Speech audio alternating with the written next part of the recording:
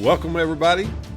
Hope you've got a little bit of time to sit down and listen to this interview, because we're going to talk to a guy that has some big arms and a bigger heart. Rhino Smith, right here on Struggle, Grow, Succeed.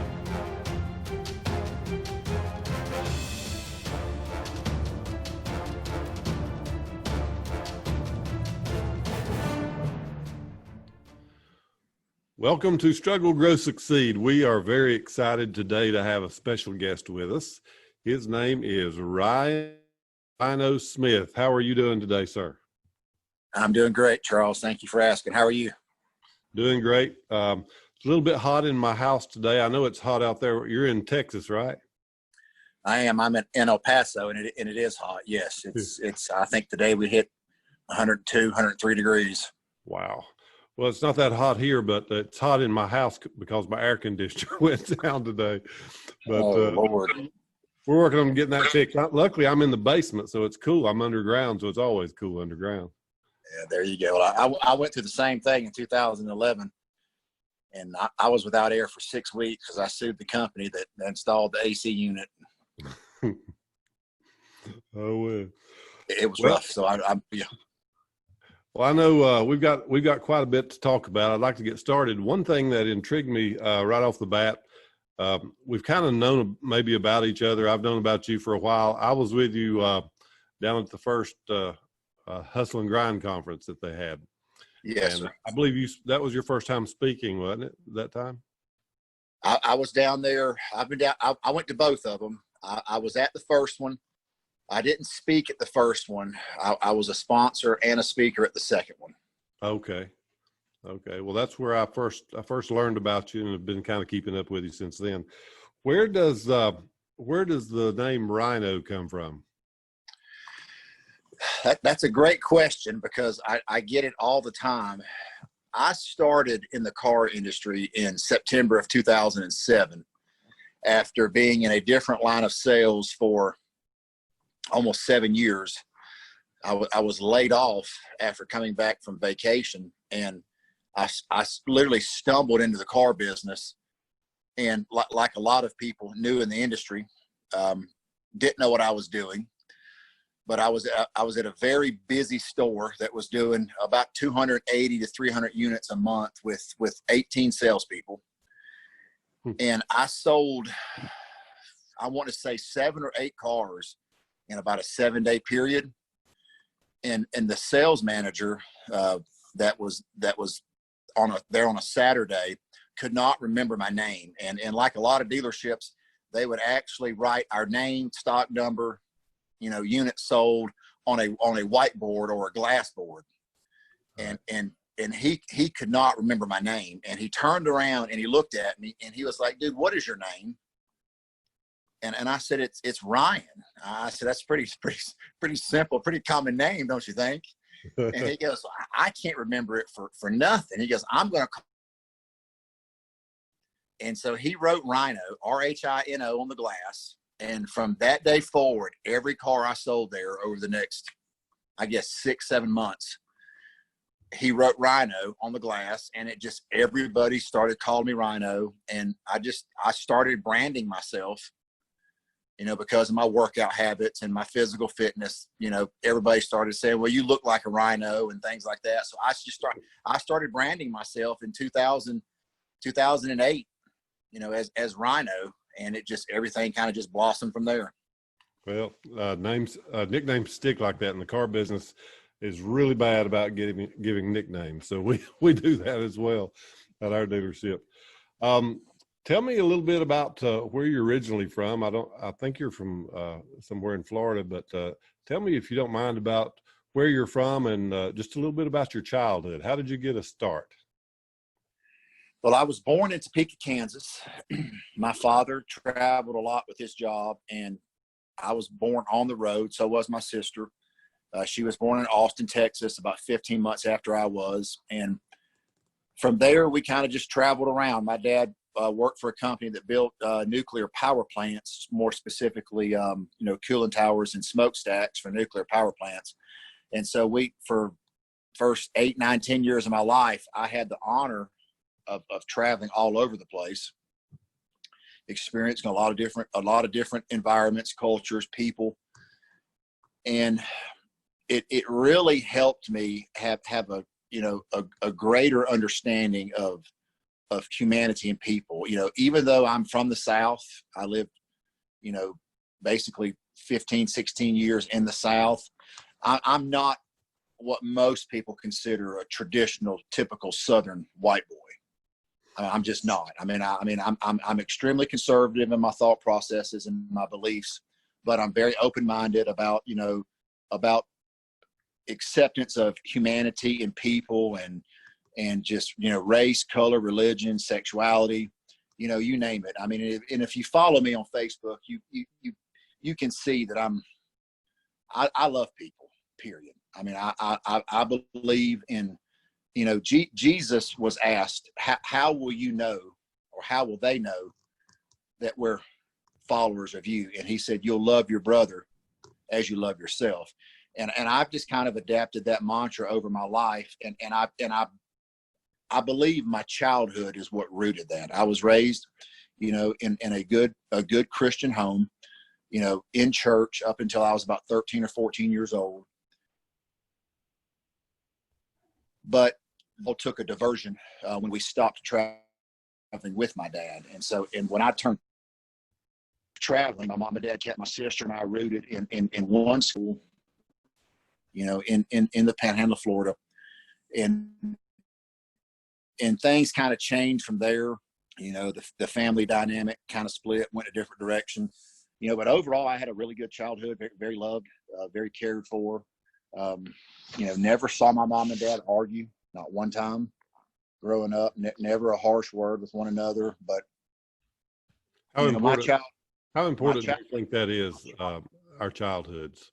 A lot of people turn out different ways. And I know even kids from the same family, even though they may grow up in the same home, sometimes go different directions. So how important do you think that is to have that foundation of childhood?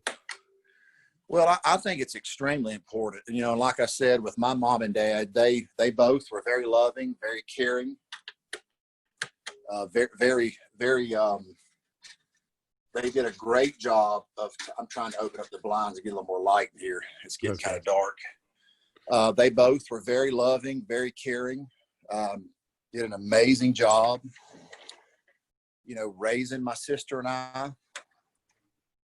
And I'm sure you can relate to this, as we all can as parents. You don't get everything right. You make mistakes. There's things you could have done different. You wish you'd have done different, said different. But, for the most part, being a father myself, I have an 18, soon to be 19-year-old son, a soon to be 12-year-old daughter. Parenting's tough. Yeah. And that was one conversation that once my mom and dad got divorced, I was 19 when they divorced. But I was very cognizant of their situation from the time I was about 15. And I had a conversation with both of them early on about it. And they both were very open, very honest about it. And, that's just what I believe in, is just being completely open and honest and transparent with whether it's your parents or your kids or your bosses, your coworkers, whatever it may be. We're all on this journey together. We all, and I say this stuff all the time. We all hurt. We all, feel pain and struggle and disappointment and bitterness and resentment. And it's about opening up and having a conversation. We're all relational creations. If we can't be open about our feelings and our emotions, especially with those that we consider closest to us, our friends, our family, then we're going to struggle. Yeah. You're going to usher in levels of just resentment and bitterness and grief and remorse and all those things that stop us from becoming the best version of ourselves. And that's one thing I say all the time. Each day I strive to be a better version of Rhino than I was the day before. Right. And in order for me to do that, I've got to be honest with me first. And then I've got to be honest with you or whoever, I'm having interaction with. And sometimes, you know, it comes back to bite me. I've had people tell me, you know, Ryan, you're too honest, you're too open. You know, you say too much. I've had people ask me, you know, why do you talk about some of the stuff you've been through? Because most of us have been through the same stuff. You know, we've all been hurt. We've all been through pain and trauma and traumatic events from the past. And the healing comes in talking about it and letting go of it. And we'll get to some of this stuff here in more depth in a minute. But when my true freedom came in 2016 is when I realized I wasn't the only man going through what I was going through. I wasn't the only man struggling. I mean, I had convinced myself that I was the only broken man there was. I was the only man that had been molested, that had struggled with depression, had struggled with addiction at the level that I struggled with, that had struggled with, you know, massive amounts of low self-esteem and insecurities and, you know, attempted suicide. I mean, I literally had painted myself into a corner that I was all alone. And that's a bad place to be. And there's a lot of men and a lot of women that are in that same corner.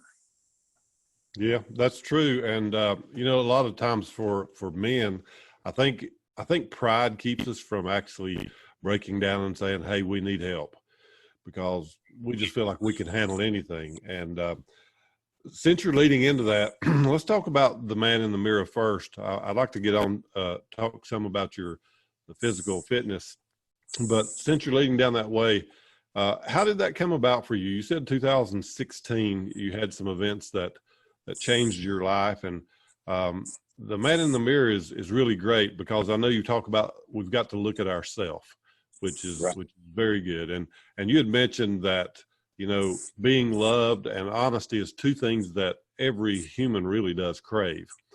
And so talk a little bit about how the man in the mirror even came to be. Well, I love having this conversation because not only was it an accident, but it was a life-changing accident, and it all spawned out of a weekend of events that started on a Friday, where my ex-wife and I had a major falling out that dealt with something that was out of my control. It had nothing to do with me, actually nothing to do with her, and had something to do with her family. But it led to a massive falling out between she and I. I went to bed mad, i.e., you know, the pride and the ego that you just talked about, not wanting to talk about it, not wanting to deal with it, sweep it underneath the rug. Well, I get up the next morning, which is a Saturday, go to work at the car dealership. I get there. One of my supervisors, it was a sales manager, said something to me that upset me, made me mad. And up to this point, I had been sober for almost 4 years, without a drink of alcohol. And I have no problems telling you or anyone else, alcohol and me do not mix. It just does not go together. I've got a problem with it. I can't control it. The best thing for me to do is just stay completely away from it. Right. Because every time I have tried to, or at least thought I could handle it, it led to a nightmare of a situation, i.e. that weekend, September 17th, 18th, and 19th of 2016. But I got mad. I left work, just walked out of the dealership, got in my car and left, and went on a bender, a 2-day drinking bender that literally almost killed me. Borderline kidney failure, got severely dehydrated, was just in a very bad spot. And long story short, that Monday morning I called into work, was very open with my sales manager and another manager there that I was close to, what had happened. You know, they worked with me, they helped me. But I still, you know, that whole day, that Monday, I stood in front of a mirror multiple times, you know, and that was when God kind of revealed to me, you know, the 6 foundational statements that I built Man in the Mirror on. And I didn't realize it at the time, But from September the 19th, 2016 until November the 19th, God took me on a spiritual journey. I mean, he completely broke me down multiple times, and he opened up my eyes and heart to a level of love and grace and acceptance I've ever experienced, because up until that point in my life, I felt completely unlovable. I didn't think I deserved love. I mean, from myself, from at the time, my wife, my parents, my kids, I was completely unlovable in my opinion. And it was all because of one word called condemnation, you know, and it was guilt and shame that I was carrying for so many things in my life that I shouldn't have been carrying, you know, and through a psychological evaluation and test that I later went on with a professional, I realized that almost 90% of the guilt and the shame that I was carrying was out of my control. And so I had been beating myself up for a lifetime over things that I shouldn't have beat myself up for, or at least shouldn't have still been, you know, 15, 16 years later, still, you know, beating myself up for it. And so Man in the Mirror was birthed out of a tragedy. It was birthed out of complete devastation. It was birthed out of, you know, me being on my deathbed, so to speak, and coming to a crossroads in my life where I said, you know what, something's got to change. And if it doesn't change right now, I'm not going to live much longer. And so I started journaling and blueprinting everything that I did for months, literally in a journal, in a notebook.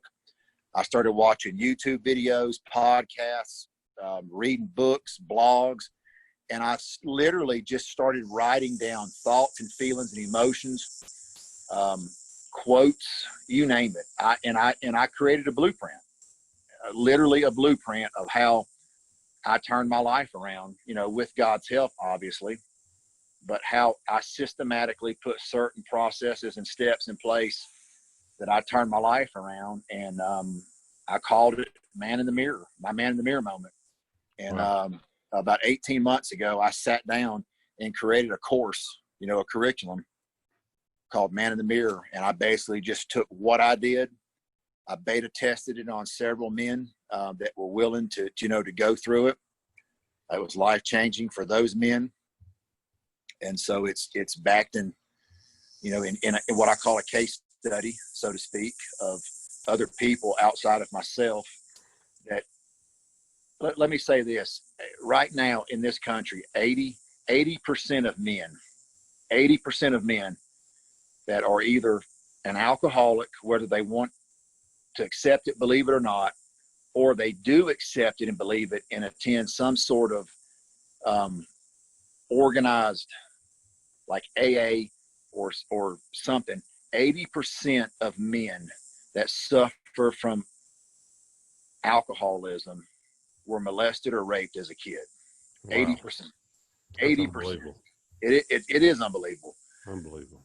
And so I started finding consistencies with my behavior, my struggles, my insecurities, doubts, worries, all of it with other men. And so at that point, I accepted the responsibility as a calling on my life to be open, honest, transparent, and vulnerable with all of my struggles, because I knew there was a massive millions of men that needed to hear what I had been through and that I had overcome. Wow. You talked about, well, first of all, I'd like to say, you know, stories are so powerful because you just don't know, like you said, how many people are out there that have been through the same thing you're going through, and they've never said anything about it. But you talked about journaling and keeping track of everything that happened. How important do you think it is for us to do that, to write things down, to keep track of the changes that take place in our life? Well, of all the disciplines that I have created over the last 4 years, meditation and journaling are by far the two most powerful.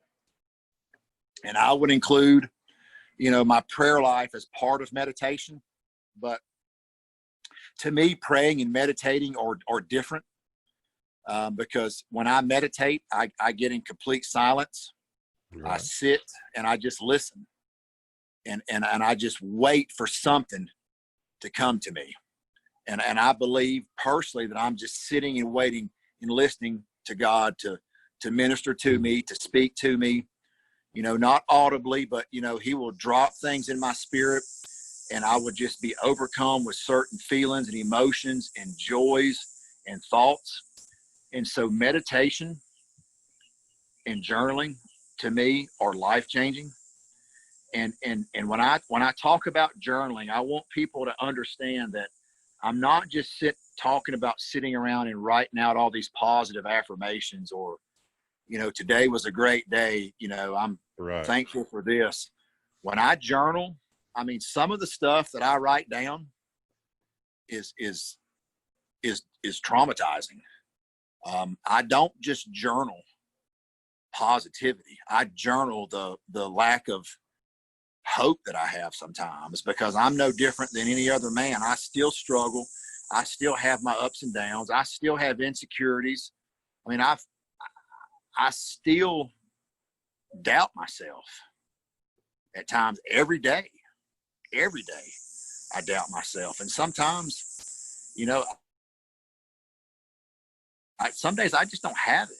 And I'll give you an example. Back in early March, I went to bed one night and I woke up, I guess it was around 3 a.m., just completely paralyzed in fear.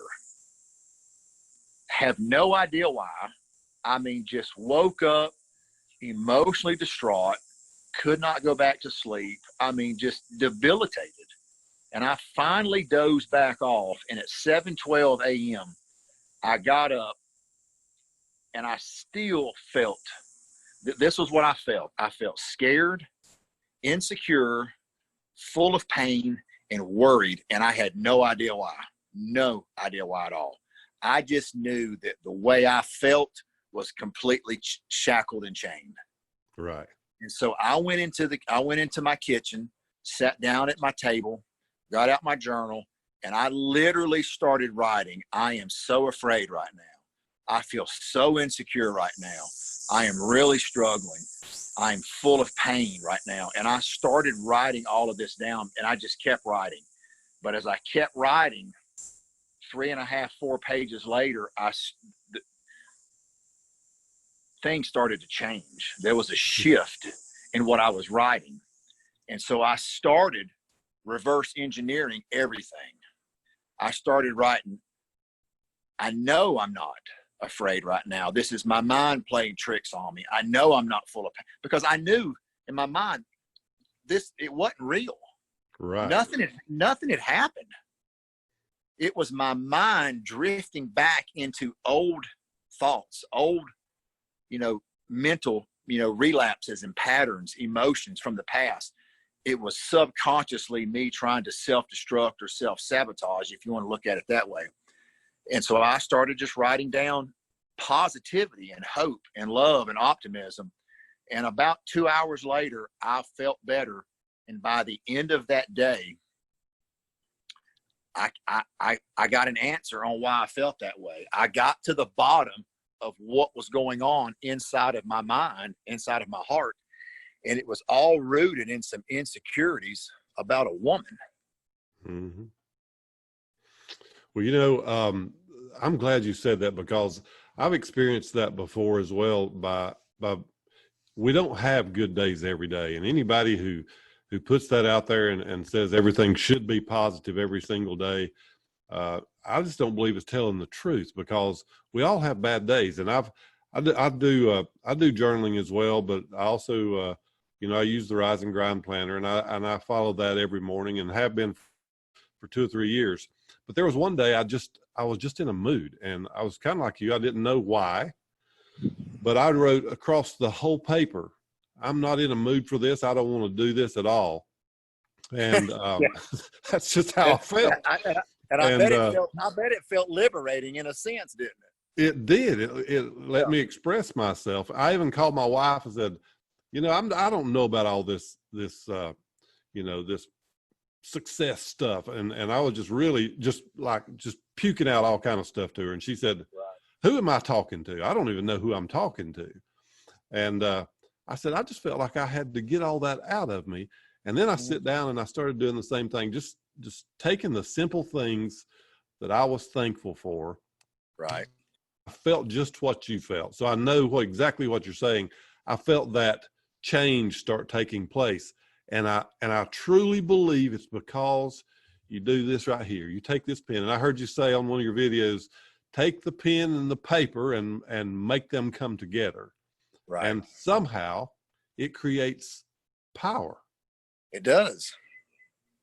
Because our thoughts, our mind will play tricks on us. You know, and the Bible says, out of the abundance of the heart, the mouth will speak. Right. And so sometimes what we think and what we speak aren't congruent. And sometimes they are congruent. And the only way, for me personally, the only way I can decipher truth between not truth in my own life is to put it on paper, read it. And sometimes some of the hardest things for me to do is, and I struggle with it, is to go back and read some of my old journal entries. Yeah. And there are some journal entries that still to this day, I still have not read. Yeah. I won't go back and read them. Well, it probably brings back those memories and how you felt that day, but that power of it being able to change. Tell me if how you reach out to the men, and you said, I heard you say on one of your videos, might have been your latest one, how that you have really felt like you're kind of reaching out to men, but it's been surprising you how many women have reacted to that. How do people get involved with you, Rhino, when it comes to taking? You said you had a course. Do you still have that course running?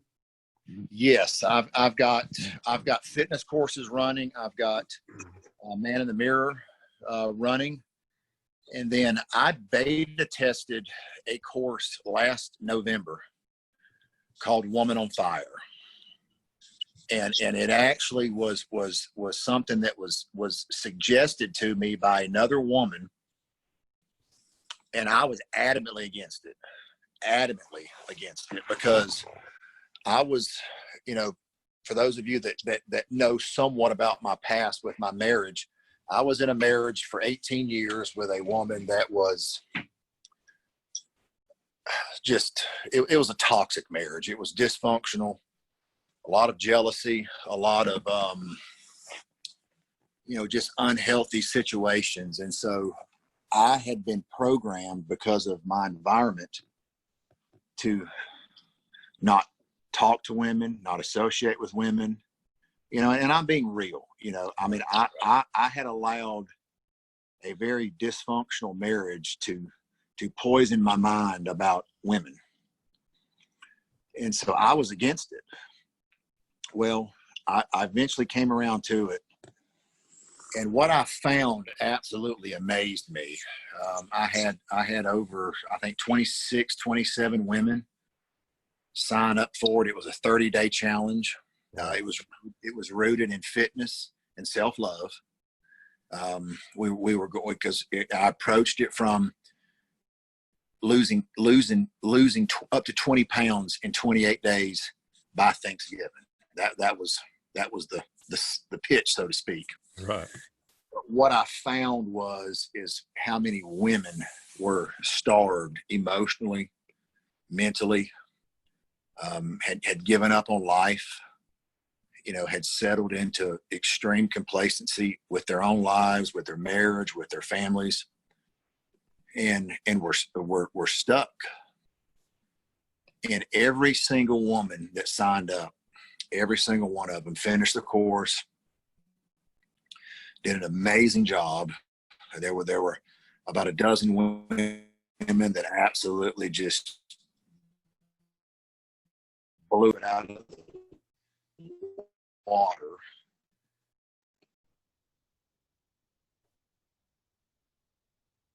here within the next, I'm looking at mid-July. I'm still working with the guy that helps me with my marketing and advertising. But we're going to launch a full-blown course called Woman on Fire that's going to focus on helping women take back their life as I have seen it from a male's perspective. And because I was a good husband. I was a great husband, great father, great provider. I just, I filed for divorce because I deserved better. I was, it had run its course, and I decided to walk away because I knew there was more for me. And I found through that, being the husband, because I had been made to believe that I wasn't a good husband, if you know what I'm saying. Right. I understand. And then the veil was kind of lifted, the scales came off my eyes, the smoke, dissipated, and I was like, you know what? I could have done better with a few things, but I was a hell of a husband. And so now, I'm going to help women see that there is hope. There is hope on the other side of being in failed relationships or failed marriages, or whatever it may be, from a man's perspective. Interesting. Because there are a lot of women that are in situations with their own lives, their own marriages, that they need to walk away from. And I'm not a believer, even though I'm a devout Christian. I'm extremely strong in my faith. I don't think you stay in a marriage for the fact that you have kids, or that you've been together for 18 years like I was, or we've come this far. Let's just stay together. Let's just make it work. At 42 years old, I made the decision, you know what? I want the second half of my life to be completely different. I want it to be better. And I knew it could be. And I didn't want the next 18 years of my life to be like the last 18. And so there's still a lot of things in works with Woman on Fire. But yes, Keto, Strong Fitness, Man in the Mirror, Woman on Fire, 3 courses that Awesome. I have. How much do you think that all this goes together? You talk about spirituality. You talk about the man in the mirror, people loving themselves. You talk about fitness, and you're doing all of those. Are all of those things, do you think, important for a person to really be the best that they can be? Yes, I do. I think that we have to get to a point in life where we're 4-dimensional, so to speak, where we're, our faith is at a certain level, our fitness and nutrition is a certain level, our relationships with our friends and our family is healthy and at a certain level, and we're walking in what I call fulfillment, which is our purpose. I think in order to truly maximize our life as humans, and to accomplish what God put us here for, all 4 areas will never be perfect at all the time. But I believe we've got to get into a system of congruency with all 4, to where we're operating at peak performance. And I mentioned it in my live video today.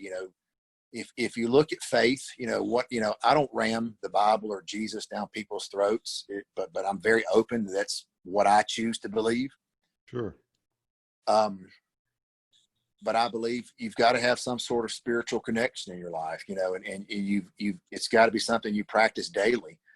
I believe from a fitness perspective, you invest 2% or 4% of your day, that's 30 minutes or 60 minutes of your day in some sort of blood pumping physical fitness. Find some sort of nutritional protocol that works well for you. I believe in keto and fasting. It changed and saved my life.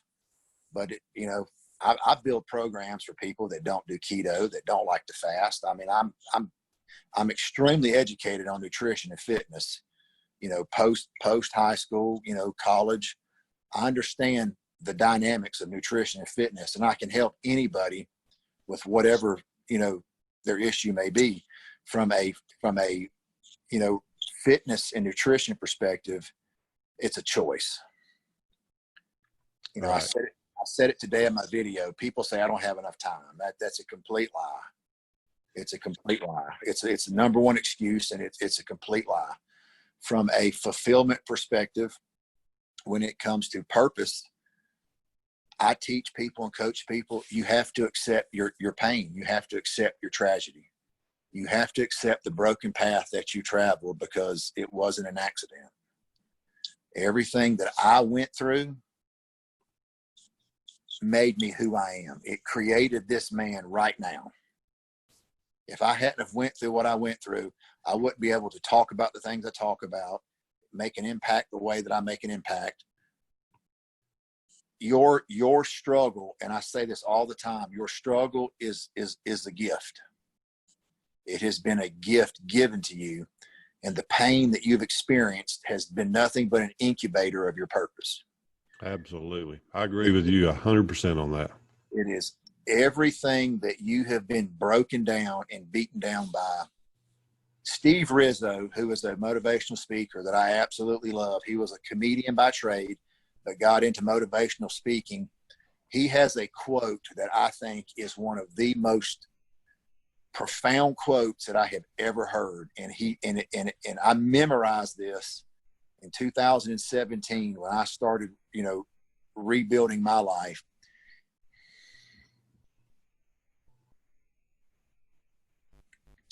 Know what you're going through right now doesn't feel good, but it is good. It has come to serve you and take you to a higher level if you will allow it. Pain is part of the process, but suffering is a choice. And everything that we've gone through in life has the potential to catapult us into greatness or carry us back into complete devastation, but the choice is ours. Yes, absolutely. And, you know, when I named this, I was thinking a lot about, you know, Glenn had talked about change, struggle, grow, succeed. And what stood out to me was the struggle, grow, succeed, and how that it just like, it repeats itself. Even when you reach a certain level of success, then you run into another struggle, right? And that struggle brings about growth. And I just don't believe that you can truly grow. You can't be really what you're intended to be until you struggle and make it through the struggle, because a lot of people get beat by the struggle, don't you think? Absolutely. Most people do get beat by the struggle. I mean, I'd say, I don't know the exact numbers, but I know the last time that I looked at statistics and numbers, I mean, it's less than 10% of people. Matter of fact, I'll give you one number that I know as a fact. Dr. Eric Mashburn, who is a psychologist in Birmingham, Alabama, that has spent almost 23, 24 years studying adolescents that commit heinous crimes. And he told me in 2000, I guess October of 2016, he said, Ryan, he says 80% of men fall into two categories.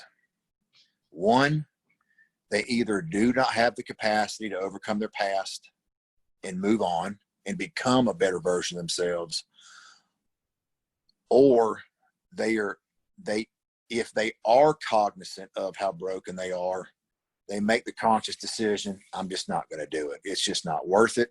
I'm not going to deal with the pain. I'm not going to deal with the trauma. And so he said, Ryan, 20% of the men in this world will truly maximize their potential. The other 80% they'll never be all that they were capable of being. And it's because they just, one, they were not able to see it and act, or they did see it, decided not to act. So yes, yeah. I'm convinced what you just said is completely accurate. The grow, struggle, grow, succeed. To me, that's the only path to greatness. Yeah. Well, you know, what do you think about people? You see someone that you know that you could help, and you see what they're going through, and they listen to you, but they never take action. How much time are you going to invest in a person like that versus someone who comes to you and say, I need help now? Do you feel like they have to reach a certain point, like they've tried everything before they can really take advantage of the type of help that you're offering? And how long would you actually work with someone who's not doing their part or taking action? That is a phenomenal question, because I had to cross this bridge today with a guy. I'm working with a guy right now that actually I started communicating with him last October, is when our interaction on Facebook Messenger started happening. He actually bought my Man in the Mirror program and the fitness program Tuesday. And wow, I actually sent him a text message today, and I said, hey, bud, I said, I hadn't heard from you in a couple of days. What's up? Because both programs have assignments, and they have timelines on them. yeah. I don't just give an assignment or a task and say, complete it when you can. Specifically, the Man in the Mirror is very time sensitive, because I have it set up to run day by day with what I call a weekend protocol, which is a physical, emotional, mental, spiritual assignment that they must complete by Sunday so that we can have a conversation on Monday. And I've gotten 2 excuses from him 2 days in a row. And so, I'm going to be patient. I'm going to give him a couple of days to see how it goes. But the reality is this: it's very obvious early on to tell the difference between people that really want it and people that just aren't quite ready. Right. And eventually, I had a good friend of mine who's very successful with an online business himself tell me, he says, Ryan, one thing that you're going to have to work on as you start to grow your impact and your influence with helping people is deciphering when to let someone go. Yeah. Because he said, you preach, and I do. You cannot pour from an empty cup, or you can't continue to pour into someone that's not practicing reciprocity, or they're not reciprocating. And he says, you can't save everybody. And just because they pay you doesn't mean they're going to do it. Right. And so he said, if you continue to pour and pour and pour into people or men that aren't following, aren't completing the program, he said, you're going to exhaust yourself. And so, yes, I'll give men about 2 weeks. After 2 weeks, I'm through. Well, I guess it's called dabbling. Women are completely different. I will say this, and this is going to make a lot of men upset and disappointed. I personally think women are way more motivated for life change than most men are. Yeah. You show a woman how to overcome emotional, mental adversity. You show a woman how to lose 10, 15, 20 pounds. You show a woman how to become a better version of who she is. Most of them will tear the walls down to get to it. I have found through my experience that most men will come up with 10, 11, 12, 13 excuses on why they can't. Yeah. And so I had another good friend of mine who built a multi-million-dollar online fitness business, sold it, and now has built almost another multi-million-dollar coaching business, life coaching business through social media. Messaged me, I don't know, about three or 4 months ago. And he said, and I actually mentioned this in my video today, he said, so when are you going to start coaching women? And I was like, I have no desire to coach women. And he said, why? And I thought about it. And like I mentioned in my video today, I mean, it just dawned on me just a few days ago, a couple of weeks ago, in my mental roadblock for coaching women. I think women are stronger than men in many ways. And I think women are, because they're so well versed with dealing with their emotions and their feelings, they do it daily. Men don't. We run from it. We suppress it. We hide it. We cover it up. We use what you mentioned, pride and ego, to not confront it. And we become a cocoon, so to speak, of just emotional baggage. Yeah. I think women, and here's another thing that will probably upset a lot of men. There's a lot of men that are scared of strong women. There's a lot of men that are scared of what I call a woman of power. They don't know how to deal with them. They see them as a threat, so to speak. And so men got a lot of work to do. So do women, but men are so, from my experience with myself and coaching men are so beat down with guilt and shame. They cover it up with pride and ego until they deal with guilt and shame and crucify pride and ego. They're never going to become the man God created them to be. Those 4 steps are mandatory.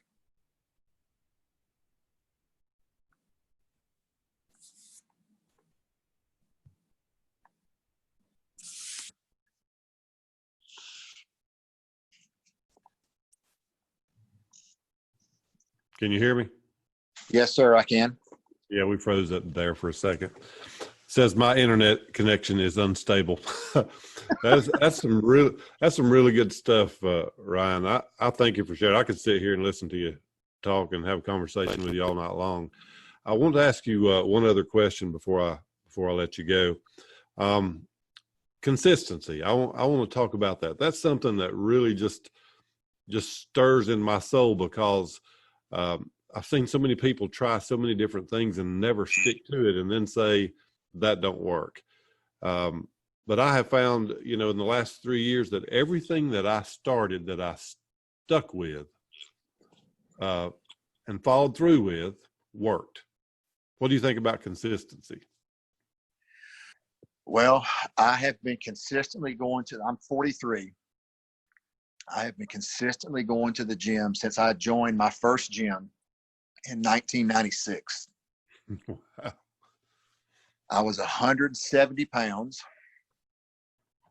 5'10", no muscle. And I had a guy asking me, I would say probably about 3 years ago, I was in the gym and he walked up to me. He was like, man, dude, you were like really, really jacked. He was like, what do I need to do to look like you? And I said, 3 things. 1, you need to get disciplined with a fork and a spoon. 2, you need to fall in love with physical fitness from an anaerobic and an aerobic perspective. And you have to stay consistent. And he said, so how long before I look like you? And I said, I've been doing this for almost 20 years. And he said, are you kidding me? And I said, yes, 20 years. He goes, you mean I can't get it in like 2 or 3? I said, no. I said, it took me 20 years to do this. I said, outside of a couple of breaks for when I was in the military with boot camp, which I was still physically fit then, but I just wasn't in a weight room. And outside of a couple of injuries where I had to take some time off, weeks at a time, I said, I've been 5-6 days a week for years. And I said, so if you're not going to consistently commit to proper nutrition and fitness, then I said, you might as well just not even start. And he goes, well, yeah, he says, if I can't do it 2 or 3 years, I'm not going to do it. What happens after the 2 or 3 years is up? So if you were to stop right now, what would happen to you? Well, from a metabolism perspective, I naturally can gain body fat pretty quick. So if I stopped working out and just started eating whatever I want, I would probably be back up to 280 plus pounds like I was in 2016 when I was basically given 6 years to live, which is how the whole Keto Strong Fitness program was born. It's muscle memory is real. I mean, if someone has a very, consistent history with fitness, and something happens, they miss 2 or 3 years, you can get things back pretty quick. It's actually a lot easier to start over than it is to just start, because muscle memory is real. It does exist, but I tell people it's simple. I mentioned the 2%, the 3%, the 4%, the 30 minutes and the 60 minutes earlier. If someone will just start simple, start with the basics, it's about creating habits. Right. And that's what I built Keto Strong Fitness on, was breaking old habits, starting new habits over the first 3 weeks. It's called the 21-day plan, where we crush old habits and we start new ones. And I start with someone's mindset on how they view themselves, how they view food. And I tell people this: it's what you eat, when you eat, how you eat, and why you eat. Because 85% of how we look and feel is a result of what we put into our mouth and our stomach. Heart health and gut health are your two most vital health systems internally. Everything that we eat affects us emotionally, mentally, and physically.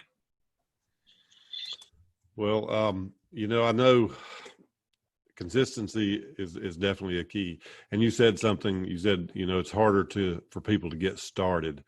And I think I heard a guy say, I know we've only got 24 hours in a day. And you were talking earlier about time, when people said, I don't have time to exercise, or I don't have time to read a book, or I don't have time to watch a video, whatever. We all have 24 hours in a day, but we do a lot of bad things. We have those bad habits that you were talking about, that all we have to do is replace the bad habit with a good habit, right? That's right. Yes.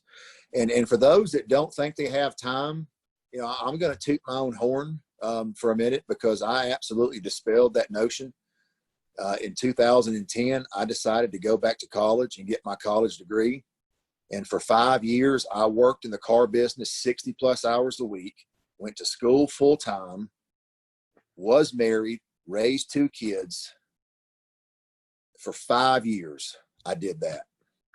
And I got up at 3:55 every morning, Monday through Friday, went to the gym, got up at 6 o'clock on Saturdays, 7 o'clock on Sundays to exercise. It simply boils down to making it a priority.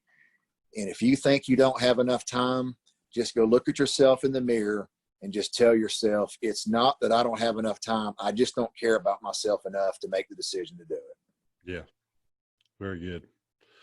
Wow. Some very good stuff. I'll be watching this video 2 or 3 times so I can take a lot of notes. I don't try to take notes when I'm talking, because one of the pluses to recording, right? You can go back and listen to it. Absolutely. Thank you so much for your time. I know I've kept you for an hour, but would you share with people how they could follow you or get in touch with you if they're interested in any of these courses, be it the physical course or the course about the man in the mirror, how they would go about doing that? Yes, they're more than welcome to reach out to me on social media, through Instagram, Facebook, Twitter, or LinkedIn. I'm on all platforms. I've got a website that's got direct links to it. I'm actually the Woman on Fire link is not up yet. We're still working on getting the course put together. It will be available by the end of the month. Man in the Mirror is available. That link will be up and running on Monday. I've been running most of that through Facebook Messenger. The Keto Strong Fitness link is up on my website. I can send you a link to that if you want it. But the easiest way is to just reach out to me through Facebook Messenger, and I can get any information, any data that you need, links, ebooks, anything that I have that can help. I'm very accessible on social media. Yeah, you're not hard to find. I didn't have any trouble finding you. No. And share this video. Any of you who watch it and you know someone that could use what Ryan has to offer, whether it's physical or mental or emotional or spiritual. Very easy person to talk to, Ryan. I appreciate your openness and honesty, and I think that's why you do so well. You're a believable person. You seem to be a very honest person, and that will go a long way in this world that we're living in now.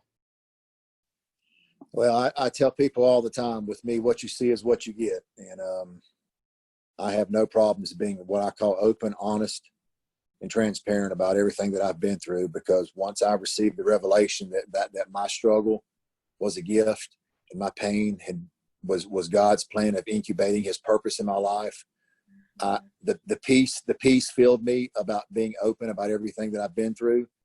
And I'm here to help, serve, and love. And like I tell everybody every day, your life is full of hope. Your life is full of hope. You're extremely valuable. And so that's just my mission in life, to touch as many people's lives as I can through my own.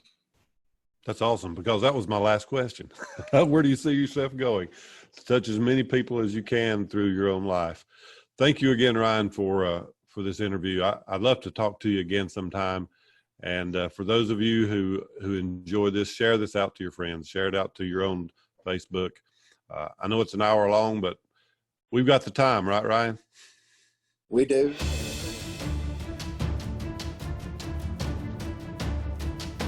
Thank you, Ryan. We appreciate the time that you've given us today. And thank all of you for watching, and we hope that you got something out of this interview with Ryan Smith. We'd like to let you know that we also have these videos available on YouTube, Struggle, Grow, Succeed. And you can also visit our website at www.strugglegrowsucceed.com. Be here next week. We have another interview for you. You will not want to miss it. Take care.